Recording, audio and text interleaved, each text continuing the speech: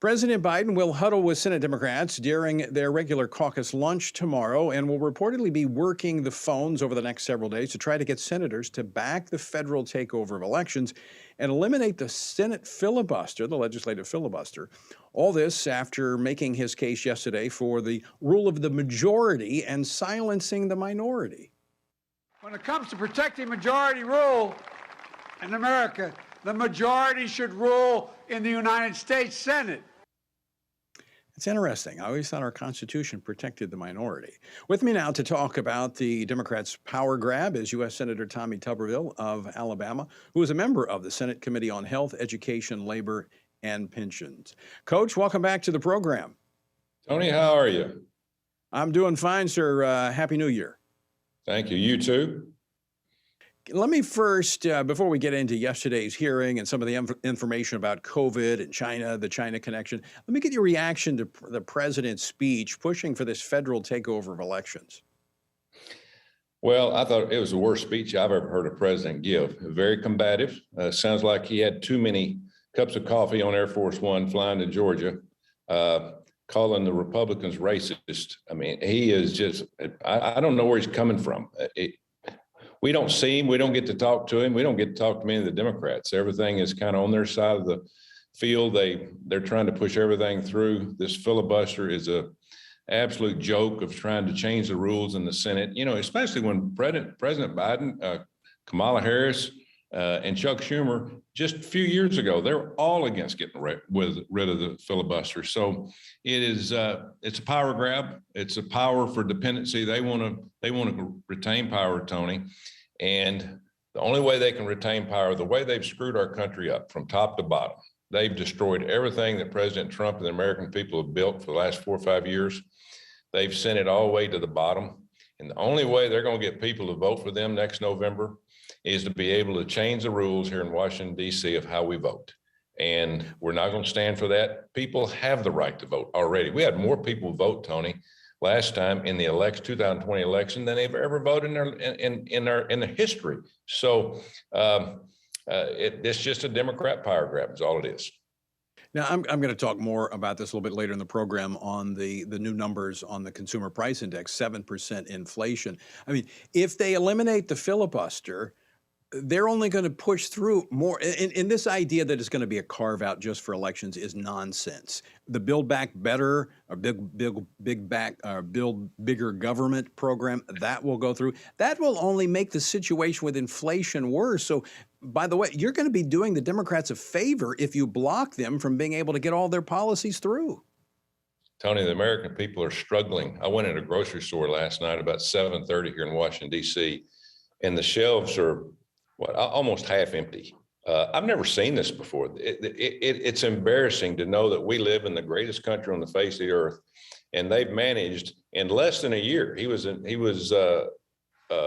inaugurated the 20th of January last year. We hadn't made it a year yet, and we're at the bottom of the totem pole in almost everything that they've tried to touch. And it's embarrassing to me as a senator now. It's embarrassing to the rest of the Republicans. And I feel bad for the American citizens on both sides of the aisle across this country. They don't deserve this. We're in a pandemic. That's what we should be focusing on. And we've got the commander in chief running to Georgia, giving the worst speech I've ever heard, calling people racist. And he can't even get the top Democrat in the state, Stacey Abrams, to show up to the speech. And she's running for governor. It just goes to show you where they stand right now as a party themselves. Well, Senator, you bring up some really good points, and I've heard, and I've actually looked, not only heard from citizens across the country, but I've looked at the latest polling and survey data, and eclipsing COVID, as bad as that is right now, people are more concerned about inflation. Why is the president not talking about economic policy that will get people back to work and get the economy moving again? Because he's got people around him, progressives around him, that have an agenda. And they're going through a totem pole or stair steps of what they want to get done. They could care less about the American people. They could care less about COVID. They have things that they want to get done. They know they're going to lose a majority, more than likely in the House, hopefully the Senate next November. So they're trying to jam everything down people's throat as they can in a short period of time. We're not going to allow that to happen. The American people do not deserve it, Tony. Yeah, Senator, I think you're right. It's all about power. I want to switch gears here, go to yesterday's Help Committee hearing.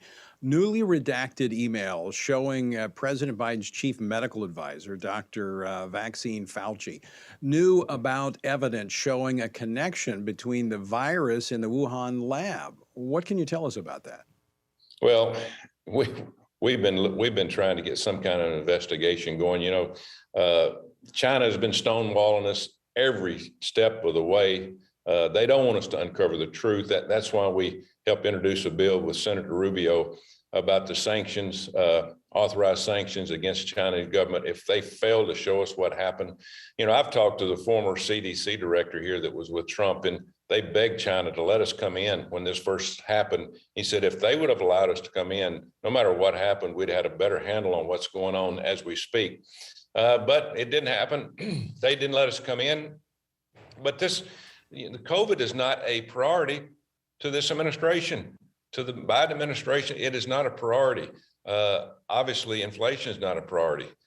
They're working on voting rights so they can keep the power. It just amazes me how they think the American people think this is the thing to do. But I'm telling you, the polling does not show that.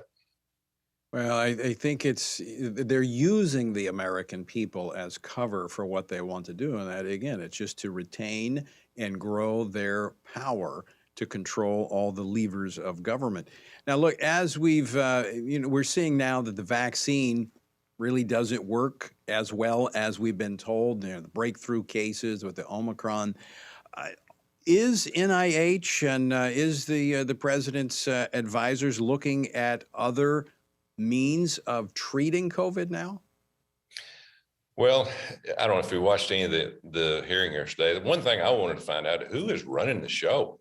You got to have a head coach, so to speak, of like President Trump had Operation Warp Speed. Who in the White House is running the show? And Dr. Fauci, stood up, basically said, we have one person that we all answer to over there. Nobody knows who it is hardly.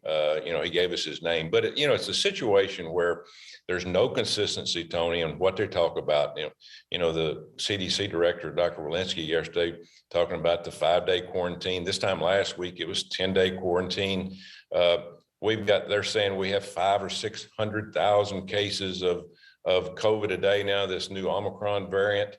Well, we don't have that many tests. Where in the world are they coming up with all these people that, they're getting all these positives, and most of them are asymptomatic anyway.